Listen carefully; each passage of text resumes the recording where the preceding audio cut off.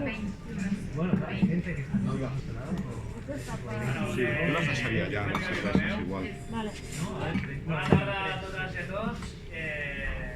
Benvingudes a la presentació. Moltes gràcies a les companyes i companys de l'Escomunal i de la Comunal per l'espai i a la Societat Invisible per l'acolliment.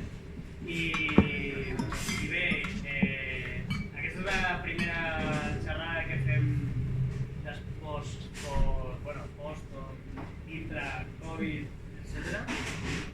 I sobretot per a nosaltres és important perquè és la primera conferència que fem i xerrada que fem amb la nova etapa de Bellaterra.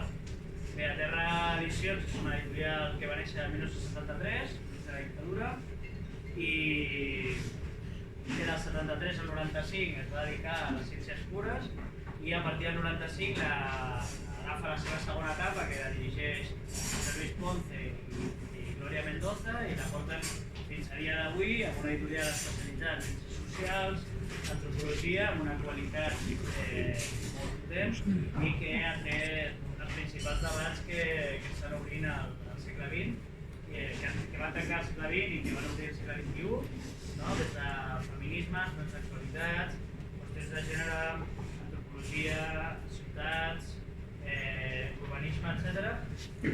I que creiem que són els principals horitzons als que ens hem de basar i esperem que puguem obrir de nous debats com aquest llibre d'obra, i és per això que avui fem la conferència que estem a punt d'oferir, que parlaran la Sandra, el José i el Manuel, no? I ens parlaran d'aquest llibre, La pandemia de la desigualdad, una antropología desde el confinamiento, i amb la idea d'aprofundir amb els coneixements i entendre una mica el que ens ha passat en els darrers mesos i quines propostes i quines idees poden sorgir o intentar plantejar sortides a entendre el que hem viscut i com ho hem viscut i per què ho hem viscut.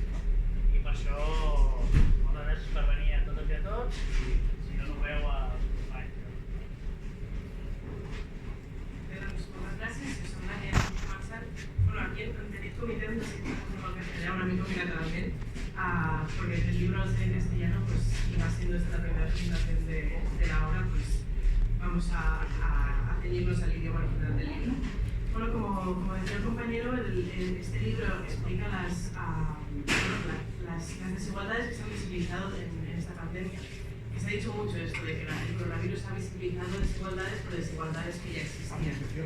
Y bueno, el libro fue escrito durante el primer confinamiento, no durante la primera ola, pero que, bueno, lo hablamos el otro día, ¿no? Que a excepción de algunas referencias de Trump como presidente de los Estados Unidos, parece que lo escribiste ahí.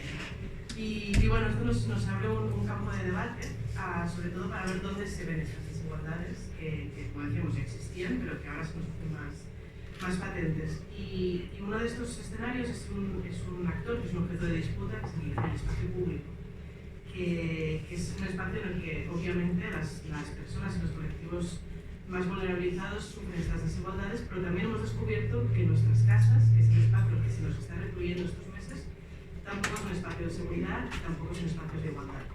Así que bueno, hablando de esta situación ultra precaria que hemos visto estos meses, intentamos así que no sé cuándo empiezas. Hombre, que un poco es una presentación de un libro, creo que lo que corresponde es que el libro. Claro, al menos el protocolo suele ser este. Pero en todo caso, la pregunta de Sandra creo que es un buen acicate, me encanta esta palabra, que tiene que ver justamente con el tema central de hasta qué punto, y ella lo ha mencionado muy bien, estas dinámicas de las que estamos siendo testimonios y que tú aquí reflejas y sintetizas, en el fondo no tienen nada exactamente de nuevo que no sea su intensidad. O sea, todo lo que está ocurriendo lo que hace es demostrar la aceleración al máximo nivel de procesos que ya estaban en marcha, de realidades que estaban en marcha. La pandemia de la desigualdad no es nueva, sino únicamente por la forma como ha alcanzado un grado de espectacularidad ahora, como consecuencia de toda esta historia del virus. Pero no hay nada que sea realmente nuevo, sino no fuera por la fuerza como irrumpe y cómo se manifiesta. Y creo que ese es el mérito del libro. Yo creo que, o sea, a veces uno se pregunta, y se pregunta cuando se lo preguntan, ¿para qué sirve la antropología? Que siempre es un enigma. Pero yo creo que está justamente muy bien que lo planteéis de una manera que es como si todos los asuntos, o no todos no, pero un buen número de asuntos que no son propios y sobre los que hemos trabajado y dicho cosas, y hemos hecho cosas y esto, de pronto aparezcan bajo la luz o la sombra de esta situación, para advertirnos precisamente que eso que planteas aquí, porque en temáticas de amplio espectro, como no sé, por ejemplo, la pobreza o el consumo, por dar ejemplos, no sé, el rumor, me viene a la cabeza unos cuantos ejemplos, pero podrían ser más, y ves cómo esos asuntos particulares de los cuales levantas un poco la teoría general, aunque sean una forma resumida, están aquí desplegándose en toda su crudeza y toda su crueldad. Y en cuanto a la cuestión concreta que plantea Sandra, bueno, pues justamente lo que advierte esto es algo que también deberíamos haber sabido, pero que ahora se nos aparece con especial evidencia, ¿no? En primer lugar, que el espacio público no existe, tanto que lugar de conciliación y de igualdad, porque está justamente atravesado por todo tipo de asimetrías, y que el hogar, dulce hogar, no es, será hogar, pero no es dulce en absoluto, y que con frecuencia es el escenario de todo tipo bueno, ya no de desigualdades, sino de brutalidades, ¿no? Entonces, yo creo que este tema creo que es el que está ahí como epicentro de todo el resto, porque en el fondo todo esto lo que hace es desmentir el teórico, el mundo ideal en el que teóricamente estamos en una sociedad de bienestar y democrática, que se advierte que no es el bienestar y que es luego, bueno, dista muchísimo de ser democrática. Por tanto, yo creo que vale la pena que discutamos eso, y desde luego, pues aparte de todo, pues felicitarle por un trabajo que es un trabajo de urgencia. Yo creo que tenemos que tener una cierta vocación, ¿cómo llamarlo? De una cierta vocación casi prácticamente, ¿cómo se llama esto? Forense. En el sentido, no que se entretenga con cadáveres, sino que actúe en relación con la realidad para diseccionarla, para abrir el canal y para ver de qué está hecha. Entonces, eso es justamente, creo que el mérito principal del libro. Y bueno, y ahora, pues eso, lo que dice Sandra, discutamos sobre el tema este, Bueno, el espacio público de invierno. Me toca por papeles, pero a ver, a mí el otro día, claro, hay una cosa que yo no planteo en el libro, pero que sí me he dado cuenta y de hecho tú me lo preguntaste cuando me hiciste la entrevista para el salto, ¿cómo es hacer antropología desde tu casa, ¿no? ¿Cómo es hacer antropología desde una pantalla? Y entonces, bueno, ahí te salté con un rollo de que, digamos, la esfera de lo digital pertenece a la esfera de lo social y por tanto no se puede dejar de lado, no sé qué. Pero el otro día se me ocurrió una metáfora de estas que de vez en cuando me viene a, no sé si tendrá más o menos éxito, pero que yo creo que puede explicar un poco lo que planteo en el libro y la idea que quiero transmitir. Y la idea es la siguiente. Normalmente, en nuestras vidas cotidianas, vivimos en sociedades aceleradas, ¿no? Es decir, estamos continuamente en movimiento y, digamos, cada pequeño paso que damos al cabo del día está pautado, pero lo marca, ¿no? Que se nos levantamos por tenemos suerte de tener trabajo, pues nos levantamos por la mañana, tenemos un horario marcado, el despertador suena a determinada hora, nos tomamos el café, salimos a la calle, cogemos el metro, la bicicleta, el coche, lo que sea, vamos al trabajo, trabajamos, comemos, ¿no? Digamos, vivimos una sociedad que, digamos, que en cierta medida está basada en gran medida, y esto lo comentamos antes con Simón, mira, esto es un acicate para el tema de publicar los límites del capital, porque hablábamos de sacar libros o reeditar libros que están que no han dejado de estar en castellano o en catalán y retomarlo, ¿no? Y Davis en este sentido plantea, por ejemplo, una de las características de la modernidad y la posmodernidad de esta etapa del capitalismo es precisamente la aceleración que vive la sociedad. La aceleración que vive precisamente, toma Marx diciendo que esto que comenta el capital de cómo el tiempo ha acabado por devorar el espacio, ¿no? Y en realidad es así, vivimos en sociedades muy rápidas, ¿no? Todo ocurre de un momento para otro, subimos una foto, estamos en redes sociales, bla, ¿no? Entonces a mí se me había ocurrido la metáfora de que realmente lo lo que ha pasado con el tema de la pandemia era que como si el coche en el que íbamos hubiera pegado un frenazo, ¿no? Yo creo que todos hemos ido en un coche en algún momento en que de repente, pues no sé, por determinado motivo, te das cuenta que tienes que frenar, porque se te cruza un perro, o un niño con una pelota, o porque hay un semáforo que no habías dado cuenta, o por cualquier cosa, ¿no? ¿Qué pasa cuando un coche da un frenazo, ¿no? Pues que todo lo que está en el coche, que tú no has visto, porque no tienes el ojo entrenado, porque lo ves que está ahí, pero no le prestas atención, se manifiesta, ¿no? O sea, se cae, ¿no? Es decir, ¿quién no tiene un boli? Yo qué sé, cuando teníamos cassettes en los coches, ¿quién tenía un cassette por ahí oculto? O un trozo de chicle de patata del día antes, yo qué sé, este tipo de cosas, ¿no? De repente te das un frenazo y haces ¡pum! Y todo se cae. Y dices, oye, estas cosas no han salido. Pues esto es un poco lo que yo creo, o la metáfora que se me había ocurrido para un poco representar lo que yo quiero trabajar con el libro, ¿no? Que realmente, como decía antes también Manuel, las desigualdades ya estaban ahí. O sea, el sistema capitalista es un sistema que está basado precisamente sobre la desigualdad. Es decir, si hubiera igualdad, no existiría. Y de hecho, durante digamos, dentro de la modernidad o del último 200 años de desarrollo capitalista, en algún momento donde ha habido políticas de atajo de la igualdad, han sido en la más inmediata posguerra de la Segunda Guerra Mundial, y precisamente se disolvieron esas políticas porque suponían un freno en el desarrollo y el crecimiento capitalista. Entonces, no es posible igualdad más o menos y capitalismo. Entonces, lo que ha supuesto precisamente es este frenado, ¿no? Este freno de urgencia, es precisamente que todo esto que estaba en el coche que venía con nosotros se manifestara, ¿no? Y eso es un poco lo que yo quería trasladar. Y si se me hubiera ocurrido esta maravillosa metáfora, que creo que va a tener un éxito arrollador, lo hubiera puesto en el libro y ahora sería posiblemente el libro se llamaría de la pandemia de la desigualdad, el coche en el que vamos todos o algo así, pero el frenazo, por ejemplo, también. Pero bueno, yo creo que afortunadamente se llama la pandemia de la desigualdad. Pero es un poco esto, ¿no? Lo que yo quería transmitir. Sobre todo porque, y así empieza el libro, y los pequeños trozos de canciones o de libros que pongo en el comienzo de cada capítulo no son al azar, están muy intencionales. El primer capítulo está cogido de un trozo de una canción de los chicos del país, ¿no? Que dice que la realidad social es una canción que además está hecha antes de la pandemia. No es como te la muestran en la secta, que en teoría es la cadena propia, ¿no?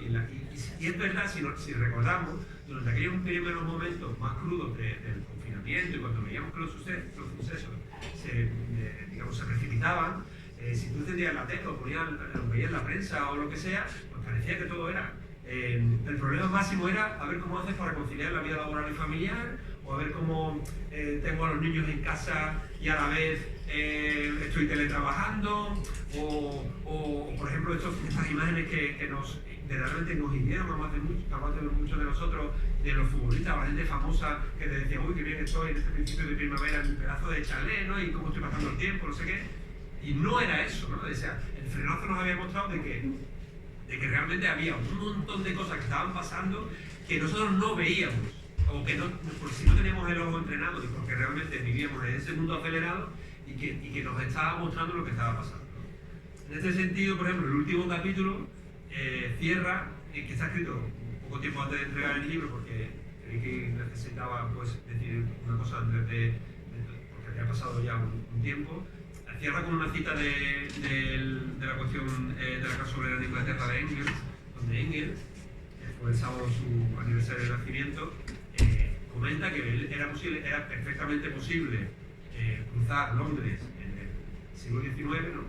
Cuando él escribió, tenía 25 años cuando escribe eso, de una punta a otra y creerte que vives verdaderamente en el centro del Imperio Británico y eres testigo de las maravillas de la revolución industrial y del incipiente capitalismo, porque la pobreza o la desigualdad, o como queramos llamarlo, la explotación que tenía Engels en su momento, estaba detrás de las paredes, ¿no? Y esto es un poco lo que pasaba, es decir, toda la realidad cotidiana que habíamos sido capaces hasta ese momento de ignorar y que se nos había mostrado con el frenazo, mucha, en gran parte, estaba detrás de las paredes de los hogares. Y esto es una de las cosas que no supimos ver hasta que yo detecté, y fue un compañero de Sandra, que trabajaba en Alquiler.es, en Cataluña Plural, que él es Pau Rodríguez, un periodista de Diario.es, que es el primero que yo detecto que dice, joder, aquí está pasando algo, y se va, precisamente, quiero recordar que es a un pueblo de aquí de la área metropolitana, a ver cómo había familias completas que se encontraban en una situación infernal, como tal y como lo relataban ellas mismas, por el hecho de que eran familias que convivían varias en un mismo piso, habitando en cada una de sus habitaciones. Y claro, esta comodidad que más o menos disfrutábamos nosotros, los afortunados, ¿no? que podíamos tener una conexión a internet y espacio más o menos tranquilo dentro de nuestros hogares,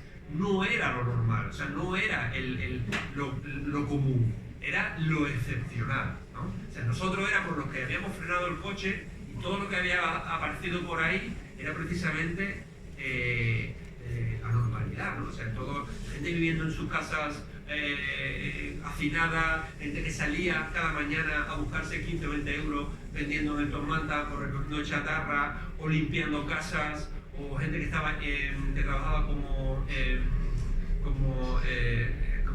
trabajadora del hogar y que vivía en la casa de sus empleadores, que no tenían contrato y que asistían en ese momento, a partir de ese instante, a todo un infierno de demandas y de cierta presión por trabajar continuamente, etcétera, etcétera. Eso era la realidad, no la que nosotros veíamos a través de la televisión y que nos mostraban programas supuestamente progresistas de medios como La Sexta, ¿no?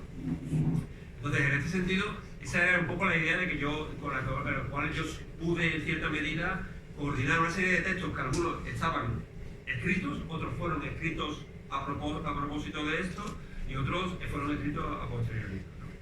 Y una cosa también que quisiera comentar antes de entrar en cagarnos en el espacio público, que es lo que haremos posiblemente, es una cosa que nos motiva mucho, es el tema de este papel que siempre se arroga o que se nos determina o que parece que tenemos que decir desde la ciencia social, ¿no? Es decir, sí, vosotros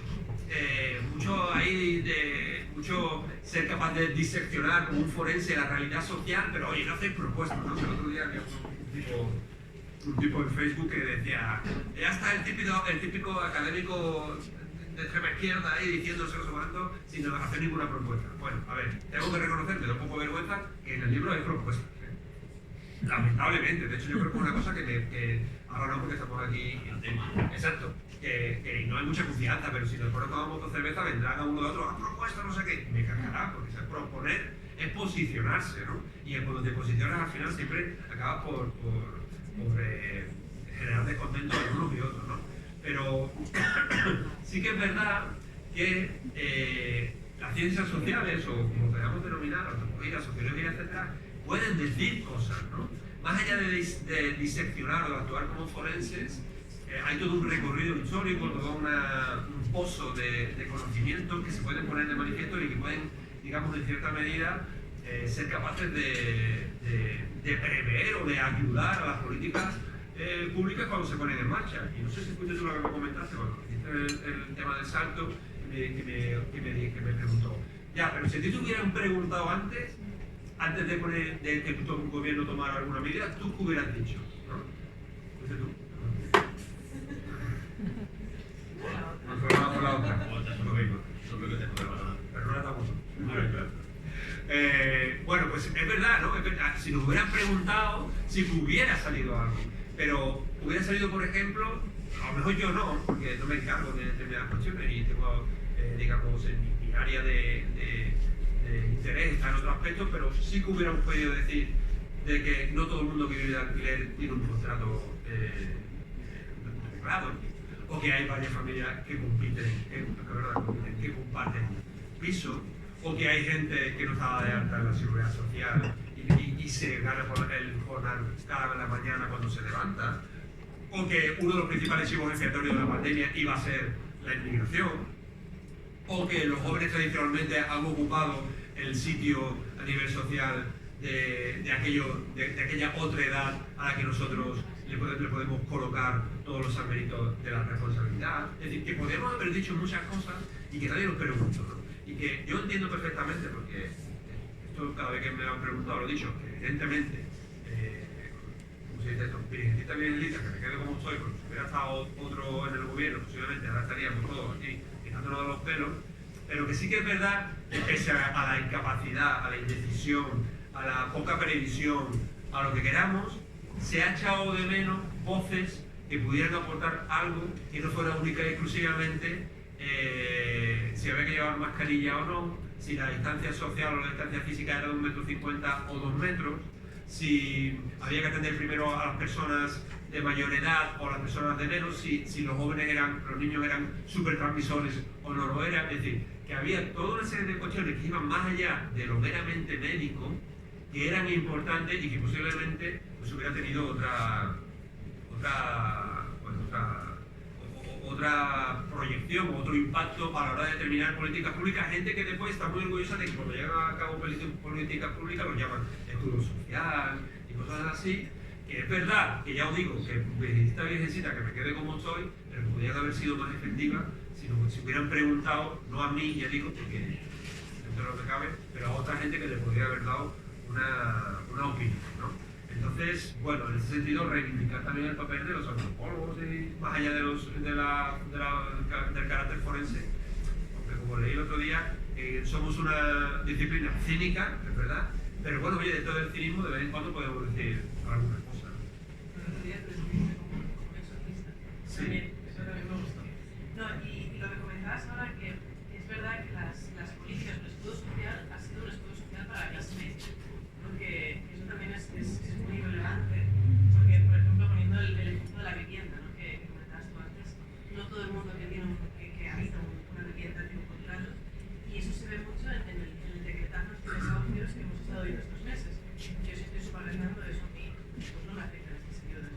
Entonces, recuperar una frase que es en el libro que era que tenemos que aprender a convivir con ese virus y a buscar una normalidad, una tranquilidad, pero tranquilidad para quién, es decir, las personas miradas que están en casa de estancia, las personas que tienen precariedad profesional y todo eso, pues sobre todo también un poco en el espacio público, que es donde se ve, donde el espacio público pero no para todo el mundo. Los trabajadores esenciales seguían trabajando, seguían saliendo a la calle y muchos de ellos eran muy precarios y ahí se veían estas desigualdad muy bestias, ¿no? Y también cómo nos relaciona el espacio público en esta nueva normalidad y el consumo, que es lo que hace un espacio de clase media, ¿no? Pues os podéis caer en el espacio público.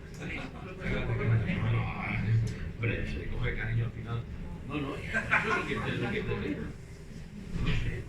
Bueno, yo tengo que decir una cosa, que es que yo lanzo continuamente este mensaje, pero nadie me responde, ¿no? Y yo 2 días a la semana doy clases en una escuela que está en el Hospitalet y cojo la línea 1 del metro y hago normalmente el trozo de Urquinaona hasta Rambla Lluís Oliveras en el Hospitalet. Son un mogollón de paradas desde el centro de la ciudad hasta las afueras. Y yo he visto el metro cada vez más vacío. Entonces yo preguntaba, joder, ¿dónde está esta gente? No, la gente, antes de que pasara todo esto, cuando yo cogía el metro en Urquinaona, tenía que dejar pasar algunas veces 1 metro o 2 para poder meterme, porque es que nos metían como si fuéramos allí sardinas en lata, y ahora no hay nadie. Ahora podría, no sé, podría ir a presentarse en el vagón, porque realmente hay todo el espacio que quiera. ¿Dónde está la gente? Claro, esto tampoco ha salido en ningún sitio, pero toda esta peña que cogía el metro a las 8 de la mañana, que venía normalmente del centro o de precisamente zonas de la área metropolitana, que están normalmente, son barrios de clase trabajadora, que vienen al centro de la ciudad a trabajar, todos estos han desaparecido, han cogido, como decían, formas de movilidad alternativa, han apostado por el coche privado, no sé. A mí me sorprende que nadie se haya visto el más mínimo alterado por el hecho de que ha desaparecido gran cantidad de la población flotante de la ciudad y nadie dice nada.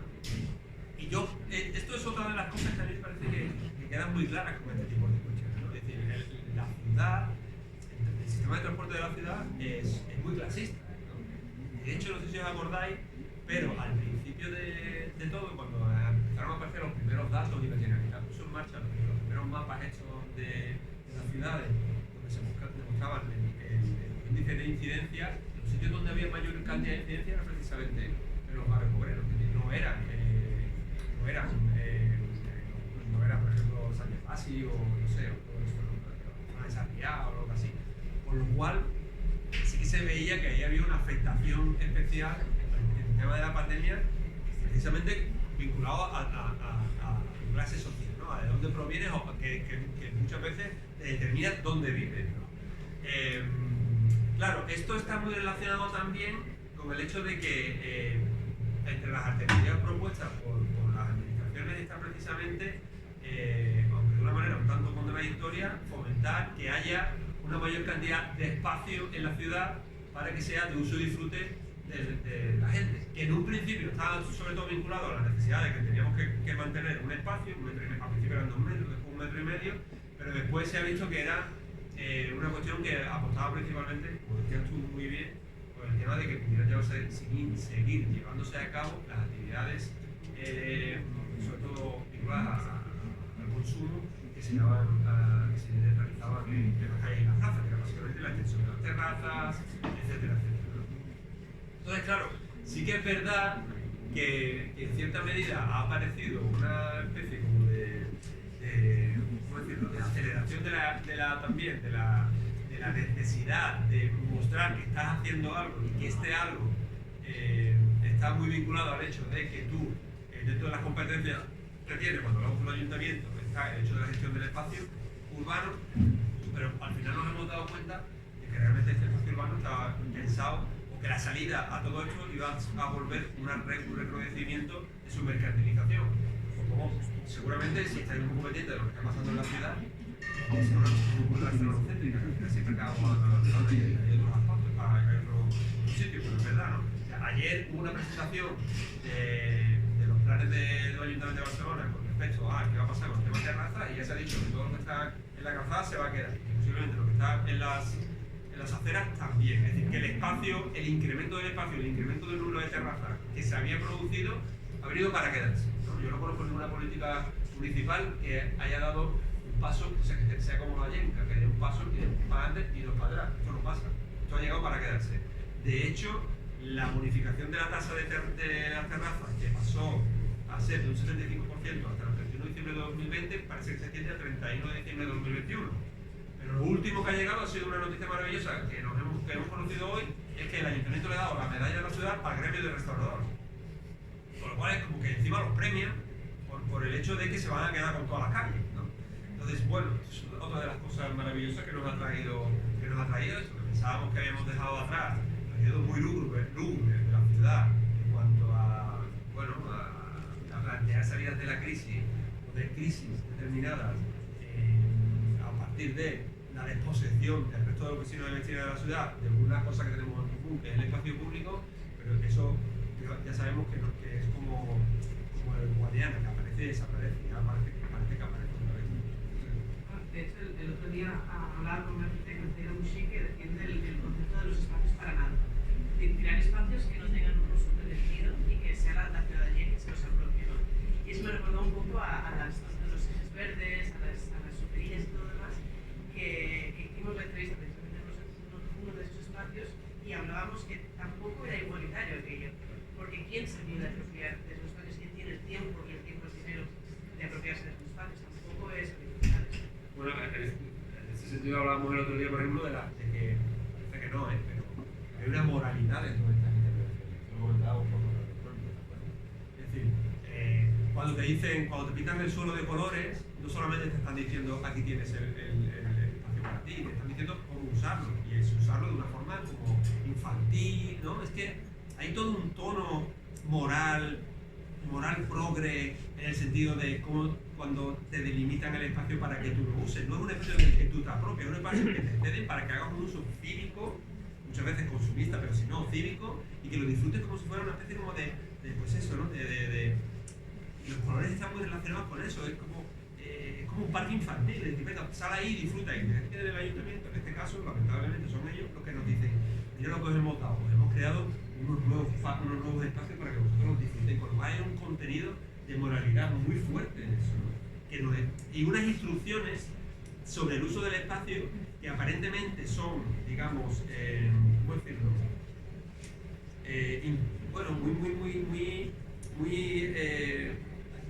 Muy poco aparentes, muy poco evidentes, si queremos verlo así, pero que en realidad son muy claras de cómo nos tenemos que comportar. Nos están diciendo, aquí tenéis el espacio, usarlo bien, usarlo como los niños utilizan el espacio. Me gusta mucho, no sabía que Zaira Muxí había dicho ese tipo de cuestiones, pero bueno, estamos dejándola bien.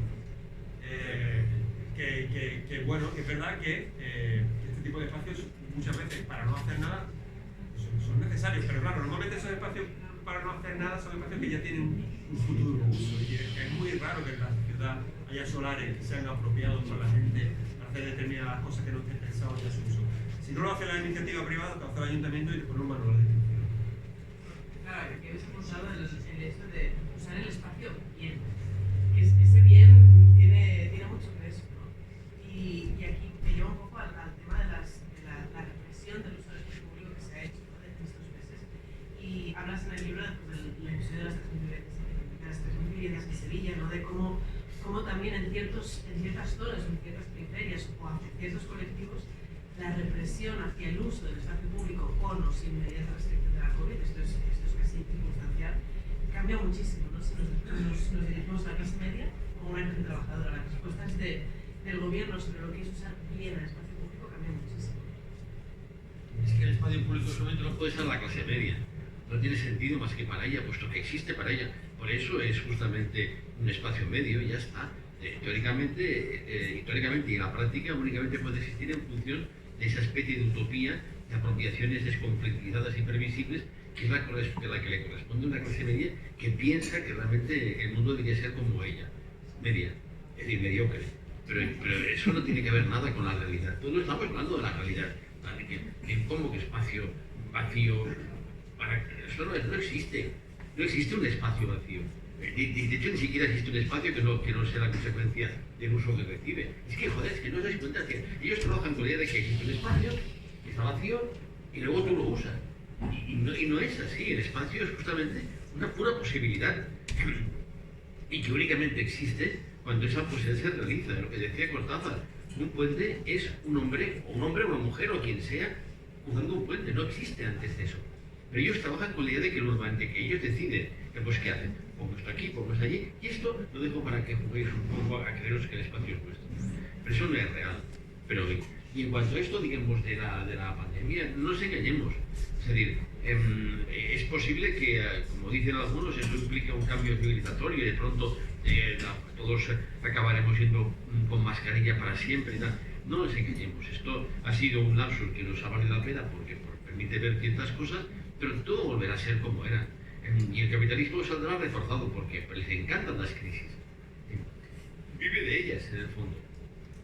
Nos hacemos la idea de que estamos ante una mutación o ante una cosa excepcional y no. Estamos básicamente ante uno de estos, digamos, estos espasmos que sufre el sistema y que en el fondo siempre acaba recordándolo. El IBEX está fantástico. Tú has conocido la mejor cifra de crecimiento que ha conocido en su historia, el 25%. Están contentísimos. Les encanta esta historia. El hecho de que la gente se muera es irrelevante, o el hecho de que la gente sufra maltrato en su casa es irrelevante. Ellos básicamente miran el IBEX y el IBEX está contento, y no digamos las farmacéuticas. Mientras la guerra dure. El tema de las farmacéuticas no sería para tres coloquios más. Claro. Pero sí, bueno, no sé qué dices. Pues a mí ayer sube, había quedado con, no sé si te lo conozcáis, había quedado con un periodista que trabaja también para Critic, que es Geray Borra, seguramente lo conocéis. Y entonces me dijo, ¿dónde quedamos? Quedamos en tu barrio y tal, no sé qué, en Pobleno, y te digo una entrevista para Critic y tal, no sé qué, y digo, vamos a quedar en el Parque Central del Pobleno. El Parque Central del Pobleno es un parque que está, no sé si lo conocéis, dividido en varios trozos que se encuentran en una intersección entre Carretera Cuar y Diagonal, justo al paso cuando atraviesa el barrio de Pobleno.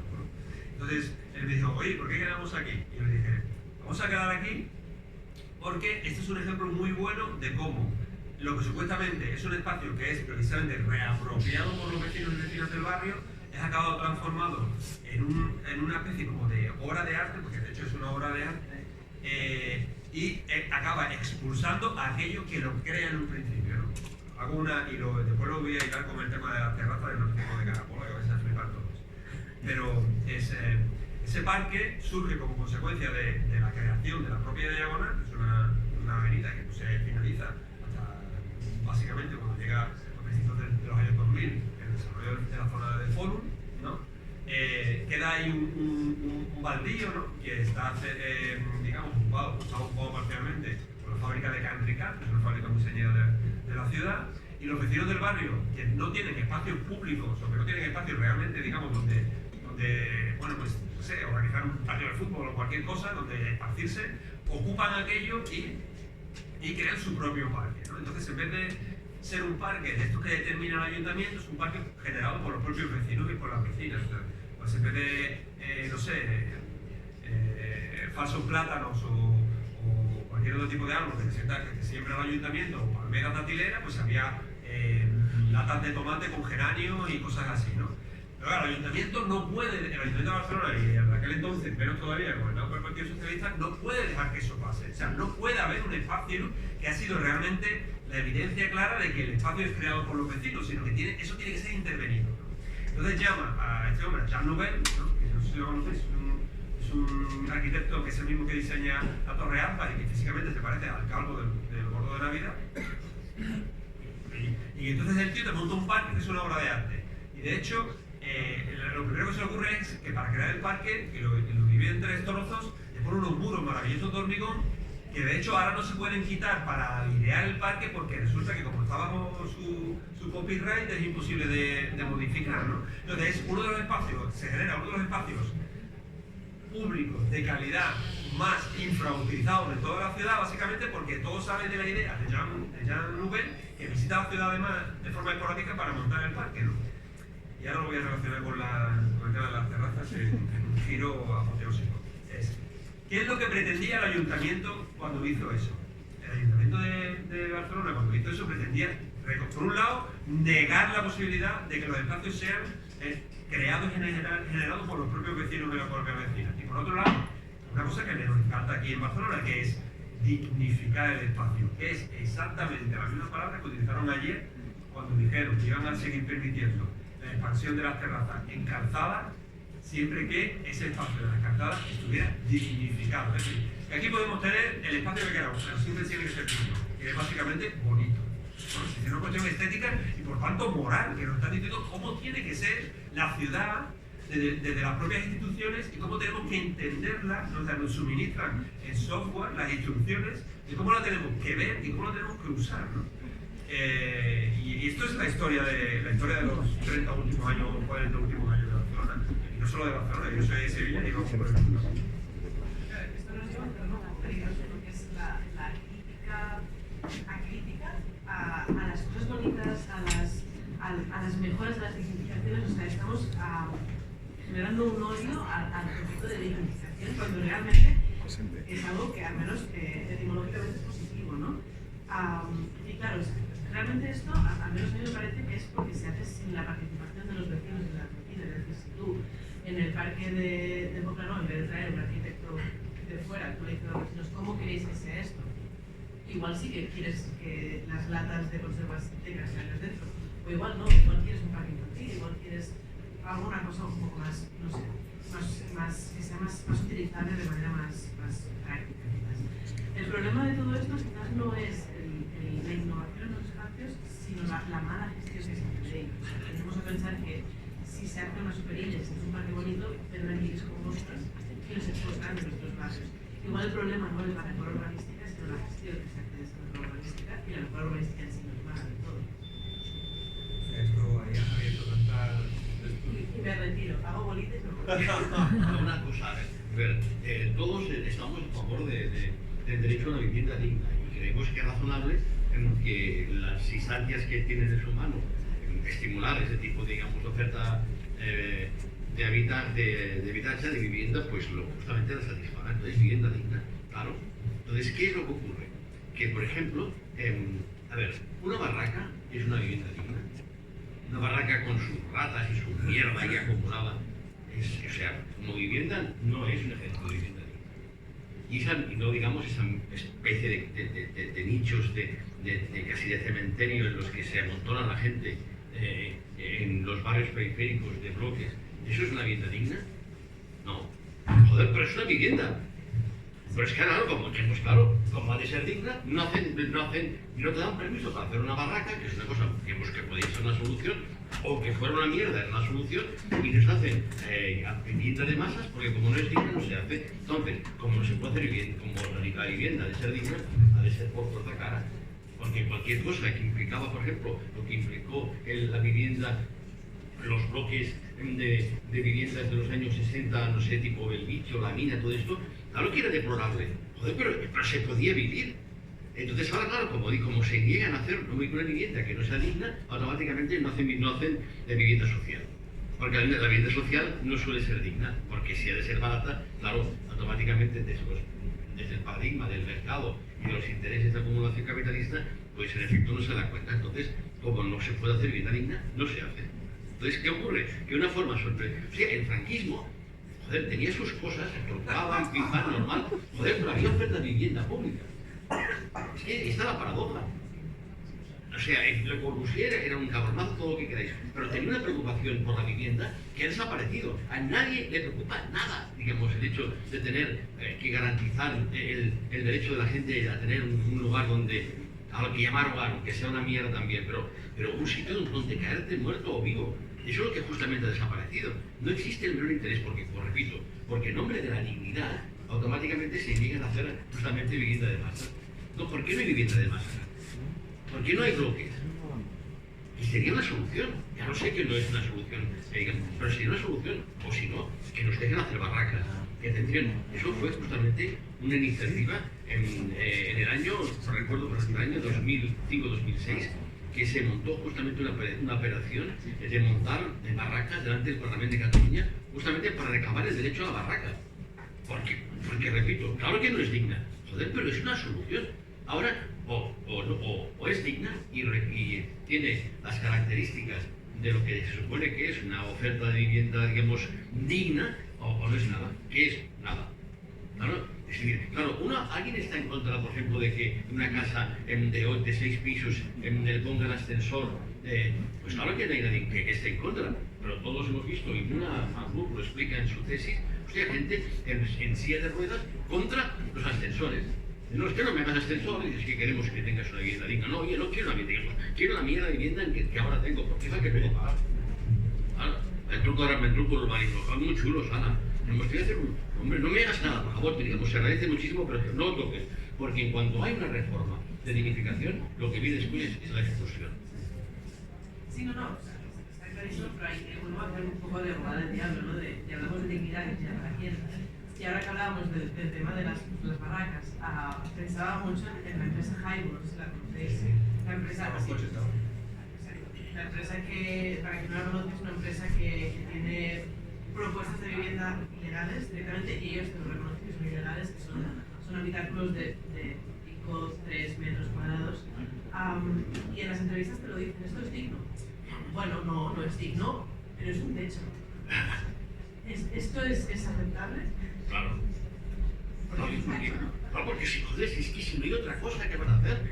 El problema está que si tienes que esperar que te dé una vivienda digna, no tienes, claro, porque nunca te la tendrán para ti. Bueno, para ti sí que eres joven y que supone que eres una pobre provisional, pero como si es una pobre, digamos, aquí es que lo va a ser toda la vida, digamos, no. Parece muy atrevido decir que los pobres somos jóvenes provisionales. No lo digo que los jóvenes son jóvenes provisionales.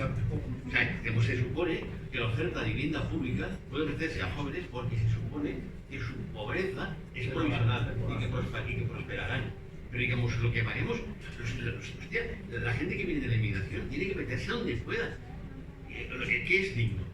Las camas calientes, las pensiones ilegales, porque es donde pueden meterse. Como el ayuntamiento le dio por cerrar las pensiones que no eran decentes, automáticamente ya no tienen dónde meterse. Porque no están previstos. Por salir un poco del tema este de la dignidad, que da para mucho, yo creo que hay un tema también, esto lo he discutido con algunos amigos que seguramente saben muchísimo más de este tema que yo, y es que, o sea, digamos, preocuparnos por lo que pasa más allá de las paredes de las casas, en la calle, y cómo se identifica la calle entre comillas, y cómo se hacen intervenciones que mejoran, y que supuestamente son además intervenciones de carácter socialdemócrata, porque es una forma de repartir la riqueza, en que tú tengas acceso a los servicios de la ciudad que te pueden ofrecer a pie de calle, por decirlo así, pero no preocuparte por cómo eso afecta al interior de la vivienda, o sea, el precio que tú puedes pagar o cómo tú vives, es el kit de la cuestión. Y todos queremos, o sea, yo recuerdo, por ejemplo, cuando yo hacía mi tesis, yo llevo 11 años viviendo ahora en Poblenou. Cuando yo hacía la tesis que era sobre el Poblenou, la gente me decía, algunos me decían, oye, esto está mucho bueno, el Poblenou, ahora de puta madre, porque claro, antes los taxis no querían venir, esto era todo oscuro, había ratas como caballos de grande, no sé cuánto, pero claro, costa de que hemos conseguido que lleguen los taxis o que las ratas no tengan un tamaño de caballo, sino ser más pequeñas, a costa de que la mayoría de la gente que entonces vivía en el pueblo siga viviendo, pero la gente joven o la gente que, digamos, quiere continuar viviendo en el barrio no puede hacerlo, ¿no? Yo creo que son dos luchas que son dos cuestiones diferentes y que, por supuesto, la gente que, digamos, tenemos necesidad o que vemos que hay una cierta injusticia en esa forma de entender la ciudad, no podemos dejar de lado que queremos vivir en el mejor de los barrios, pero a la vez queremos tener una casa donde no nos echen. Entonces, muchas veces, cuando se realizan proyectos o intervenciones urbanas desde este punto de vista, son como muy fetichistas, porque lo que te plantea es básicamente una cuestión como de imagen. Por eso te decía el tema de la dignidad. Cuando te dicen vamos a dignificar el parque, lo que te dicen es básicamente que los que lo han construido anteriormente no eran dignos. Y eso es un poco lo que estaba diciendo Manuel también antes, es decir, la vivienda digna no es para ti, porque no lo puedes pagar, por lo cual tú no eres digno, ¿no? Eso es como el rollo entonces, no se trata de que no haya... O sea, es un error, por ejemplo, yo durante un momento de tiempo lo pensé así, digo, joder, más vale que no hagan nada en mi barrio, porque a la vez que hacen algo, no te voy a pegar un subido con el precio de la alquiler. No es eso, y se trata de que tengamos el mejor de los barrios posibles, pero no es posible. No, el problema no es qué es, cómo se gestiona esto. Creo que la única alternativa básicamente es socializar el suelo y prohibir la propiedad privada. Esto lo dice Ya está, ya. Hombre, es complicado y tal. Hombre, me parecería mejor una república de trabajadores, campesinos y soldados, pero ya, o sea, pero funciona. Cuidado con el tema este de la dignidad. O sea, y no es al naval. Yo participé en una campaña que se llamaba, bueno, de hecho, digamos, no es que una campaña porque fue una cosa que me inventé yo, pero no era mala idea, era fuera gentuza del barrio.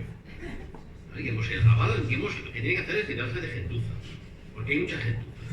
Y fue una campaña que hicimos delante del Hotel Barcelona.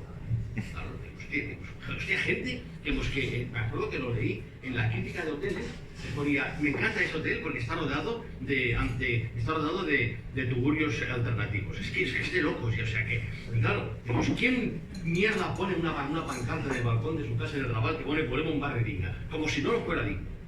O sea, que eso qué quiere decir, claro, de pronto la gente de clase media, que le ha hecho gracia irse a un barrio así como canalla, pim pam, tal y cual, claro, llega, ve lo que hay, está lleno, digamos, de lo que llaman el Rabadistán, que no es un foco multicolor, sino que es que hay miseria, que hay pobreza y tal, y automáticamente te cuelga una pancarta y te dice que vuelve a un barrio digna. ¿Para qué te venías a vivir allí? ¿Qué pasa? ¿No era digno? O es que, digamos, que no está a tu altura. Eso es lo que quiere decir digno. ¿Digno para quién? Y cuanto a la gestión, claro que la gestión. Pero ¿quién gestiona? Quien gestiona el suelo no es ni siquiera la política, es el mercado.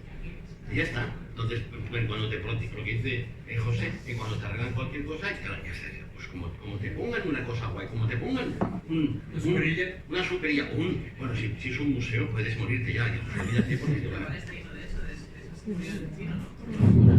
Yo voy un montón de Hombre, pero si esto...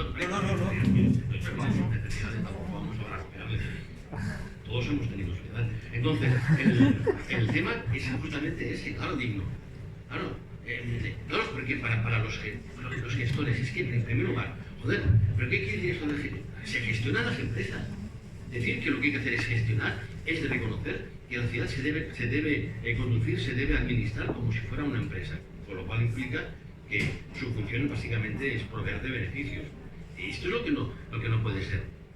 Bueno, también la gestión política es la encargada de poner cotos a actividades económicas como el Airbnb, también que son responsables de los todo fuera de la ley. ¿Qué hacemos? Pues, yo te digo, prohibir cualquier tipo de iniciativa privada.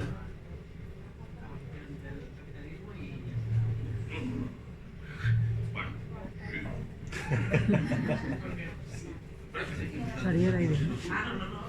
A mí ninguno. Yo estoy para modelar, no para opinar, porque el tema es que si opinas te mojas. Pero es que no es opinión, digamos, es objetivamente claro que mientras el suelo sea privado, lo que te dirán los gestores es que no pueden hacer nada. Porque es verdad, dirán, es que no podemos hacer nada. ¿Por qué? Porque el suelo es propiedad privada. Cuando dicen espacio público, te están diciendo suelo privado. ¿Qué es el espacio público? una guarnición que hace que cierto tipo de operaciones inmobiliarias requieran justamente ese complemento que hace que el producto sea realmente apetecible desde el punto de vista de su presentación. Como se dice, la guarnición de un plato. Es lo que, y en antiguo una guarnición militar, en el sentido de una protección, que haga ese espacio vigilable. Los museos, ¿no? Y de trabajo por eso, o sea, guarnición estética y guarnición militar, que es lo que expulsó a muchísimas personas que... Y no sabéis lo de la reforma de la Rambla. Claro, pues el plan que tienen justamente es convertir la Rambla en un paseo cultural. Es decir, que complemente lo que es la oferta de clústeres culturales que hay en el entorno, que van desde la Filmoteca, Santa Mónica. Pero entonces, claro, y entonces es la prueba de que hoy por hoy lo que están vendiendo es básicamente el fantoche este, que hablamos de la fruta cultura, que también es otra historia. ¿Y qué hace? Pues que no podamos movernos porque ¿quién está contra la cultura? Joder, ¿claro?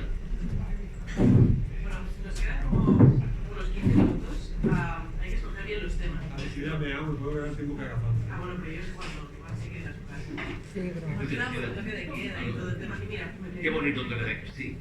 que viene perfecto el conflicto militar para hablar de acciones policiales y represiones en las calles. Claro, hablábamos de las expulsiones, ¿no? Y también decíamos que el capitalismo necesita pobreza y en estos meses necesitamos chivos expiatorios, ¿no? En la entrevista me dijiste una frase que me pareció maravillosa, que fue que necesitamos un chivo para sacrificar un altar a la honorabilidad. Y claro, el honor lo representa la clase media, blanca, hetero, europea, y el sacrificado pues, es la clase migrada y la clase trabajadora. ¿Cómo hacemos esto para esto se visibilice cada día en nuestras calles, pero cómo hacemos esto para cambiar esta situación y para que el futuro no sea ese altar horrible lleno de cuerpos necesitados para que progrese? Me gustaría saberlo. Pero bueno, es decir, uno de los errores que he cometido en el libro precisamente es proponer alternativas o soluciones, para que no digan que soy un cínico, y una de las cosas que digo que precisamente uno de los elementos que hay que abordar en este sentido es atajar precisamente la belleza femenina. Esa es una de las cuestiones que digo. De todas maneras, yo creo que esto va a ocurrir siempre. Es decir, lo que nosotros determinamos que es ya no bueno o malo, sino quiénes son los responsables de determinadas acciones y quiénes no, es una cuestión que procede precisamente de un conflicto que se da ya no en el ámbito de lo material, sino en el ámbito de las ideas, ¿no? Entonces, bueno, pues, nosotros vivimos en un contexto donde tradicionalmente la inmigración no ha sido considerada como un referente negativo, a diferencia de otros países que han sido muy agresivos precisamente por este tipo de dinámica, ¿no? Y en este sentido yo creo que deberíamos de casi estar orgullosos de que en el conjunto del Estado no somos particularmente racistas en este sentido, pero eso no quiere decir que esta situación vaya a cambiar, ¿no?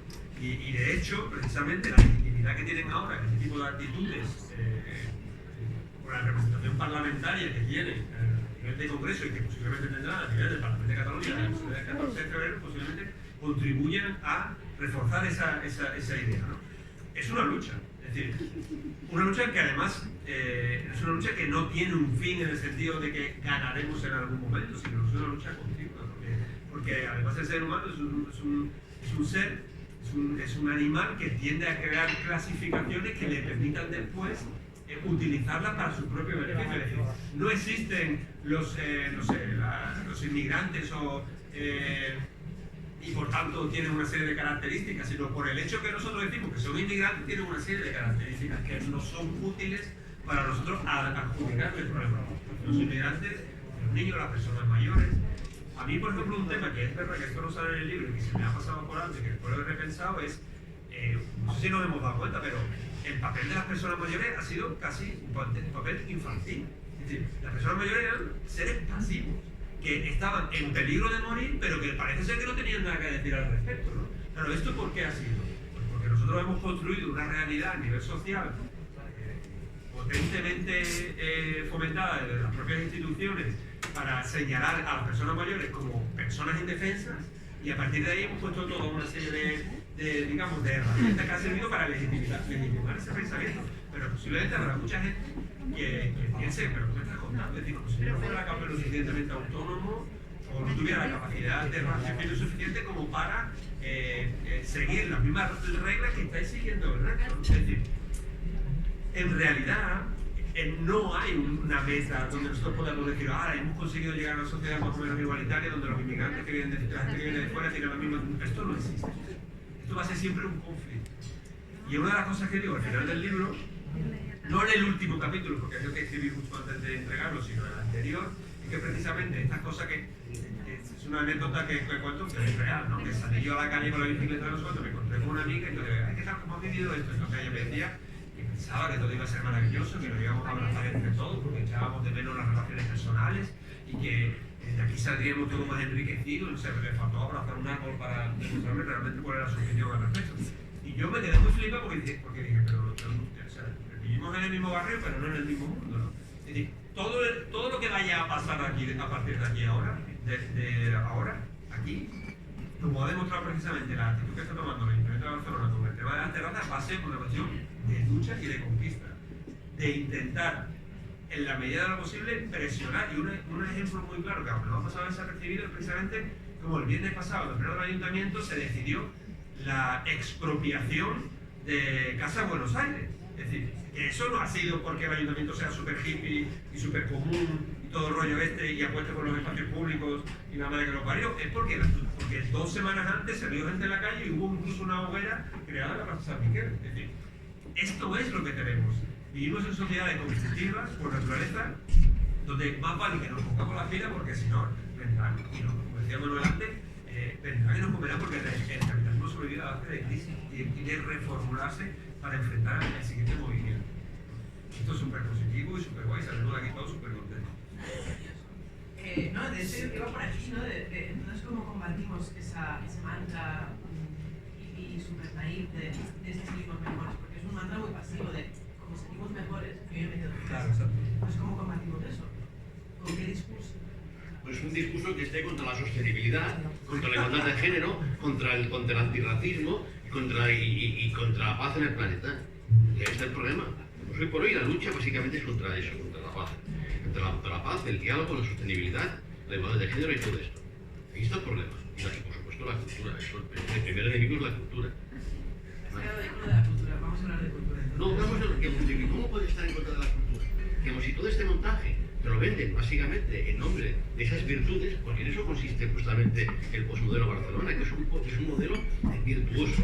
Entonces, ¿qué pasa? Pues que cuando de pronto te enfrentan contra eso y te dicen que el problema no es que seas un revolucionario o un subversivo, sino que el problema está que estás pisando los parterres, que te dejan ser ultraizquierdista, pero no te dejan ser incívico, entonces la lucha es imposible, porque están luchando contra teóricamente principios éticos universales que también son los tuyos, pero que ellos encarnan y además ejecutan.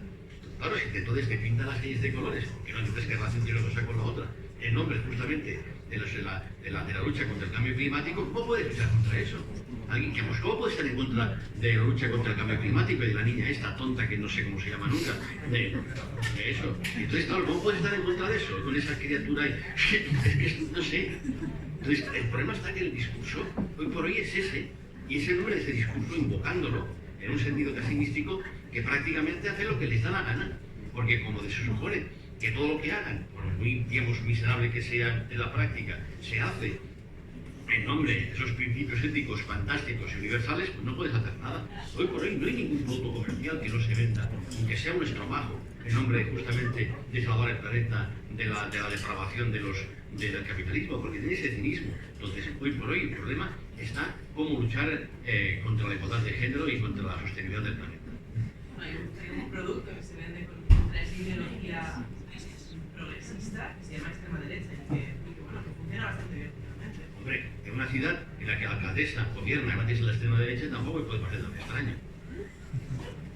¿O no? Yo que me he quedado ahora muerto también, pues ya estamos hablando. De Barcelona. Hombre, es verdad. O sea, que José Larracolao gobierna con el apoyo de Manuel Valls. Entonces, pues aparte de ahí, es un tío que está condenado internacionalmente por racista y que es el que apoya la sostenibilidad y la lucha por... Entonces, pero perdona, es que solo es un producto. La cuestión está en que el modelo Barcelona y el posmodelo que lo ha seguido ahora es solo un producto para la exportación. No es real. Esta mañana estaba con la cosa esta de Río, y en Latinoamérica están fascinados con la cola. ¿Por qué? Porque el Estado lo que necesita, que no es una política urbanística, lo que necesita es un discurso. Si este es el truco de la metrópoli, tienen un discurso. Digamos, tienen básicamente argumentos que deciden para vender el producto, pero el producto son los argumentos, el resto es lo mismo. Digamos, tú te vas a Guayaquil y ves la reforma que han hecho allí y es la misma que han hecho allí. Allí ha sido un gobierno de derechas y aquí de izquierda. Pero ¿cuál es la ventaja del de izquierda? Que en lugar de la torpeza patética de la derecha y su descaro, esos gobiernos de izquierda tienen básicamente eso, tienen legitimidad, tienen una retórica que digamos que te venden, que es lo que están vendiendo por ahí, lo que llamamos eso el nuevo municipalismo. Vamos a cerrar los últimos minutos. Bueno, no sé cómo cerrar, pero bueno, un poco con el lío de lo que decía, que lo último que has preguntado tú, solamente quiero hacer alguna reflexión en torno, por ejemplo, a uno de los grandes enemigos que creo que se tiene sobre nosotros, que son, por ejemplo, las superillas. No voy a explicar qué cosas. No, en serio. Es verdad lo que dice él, porque realmente yo, por ejemplo, he sido testigo, como venían estudiantes de fuera, ¿no? Estudiantes internacionales, alemanes, franceses, incluso norteamericanos, que me encontraban a mí y venían a preguntarme cómo era posible que el Ayuntamiento de Barcelona llevara a cabo otra revolución y que fuera a transformar la ciudad en una gran superisla, ¿no? Una gran zona verde, tal, no sé. Y esto fue cuando se hizo la primera en el año 2016, que había en cartera, como hacer, no me acuerdo si eran 300 o 500 o lo que sea, no se han hecho. Bueno, hace como 15 días así se volvió a presentar precisamente por parte del ayuntamiento una nueva propuesta que precisamente gira en torno a convertir parte del Eixample, ¿no? en una especie como de gran zona verde o de gran corredor verde, y por supuesto todos los urbanistas a nivel internacional y los políticos de corte progre que gobiernan en otras ciudades del mundo están fijándose con nosotros. Y entonces yo, cuando salió eso del corredor, digo, yo voy a empezar a tener correo electrónico de estudiantes alemanes, franceses y norteamericanos preguntándome qué opino de que Barcelona se transforme en un gran corredor, ¿no? Es decir, que es verdad, Manuel lo dice así como, bueno, de una forma muy particular, pero cuando se habla de luchar contra la sostenibilidad, la igualdad de género, en realidad lo que están planteando es luchar contra el fetichismo que supone eso, ¿no? Es que hay que darte básicamente como el mensaje y no ver todo lo que hay detrás, porque al final el mensaje es el producto, ¿no? Y no podemos quedar en eso. Entonces, para cerrar todo esto, poderme tomar otra cerveza, pues quiero señalar y volver a decir que realmente la salida de esto se producirá en la capacidad que nosotros tengamos de organizarnos y de plantear un frente directo, no solamente con respecto al discurso, es decir, a la creación de sentido común o de hegemonía desde el punto de vista del pensamiento, en redes sociales y en todas aquellas esferas donde se pueda plantear, sino también en las propias calles. Que no nos olvidemos que cuando se pase esto, o antes de que se pase, tendrán que volver a ser tomadas para determinar y para poner de manifiesto, porque es el gran escenario de la ciudad, que realmente no estamos conformes con lo que está pasando. Y yo creo que va a volver a pasar, porque realmente ya estamos empezando a ver las primeras puntas o los primeros síntomas de que realmente las calles volverán a ser el escenario de la agitación después del ciclo que empezamos hace unos cuantos años. No, las calles están destinadas a serlo, ¿no? Porque hay cierto sector de la población que no tenemos otro lugar donde hacer política, ¿no? Entonces, bueno, la responsabilidad del pueblo, los ciudadanos, no hacía falta pasar por una pandemia para llegar aquí, creo, porque es una historia y es para nuestro de cada día. Bueno, maravilloso, o sea, cuadradísimo, una hora a gusto. Ahora luego veremos el vídeo, pues se nos va a pasar. Creo que ha sido una hora justa.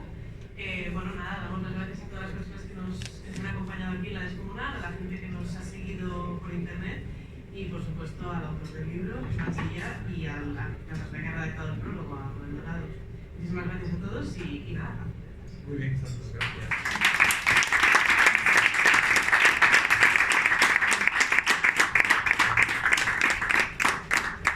Gracias.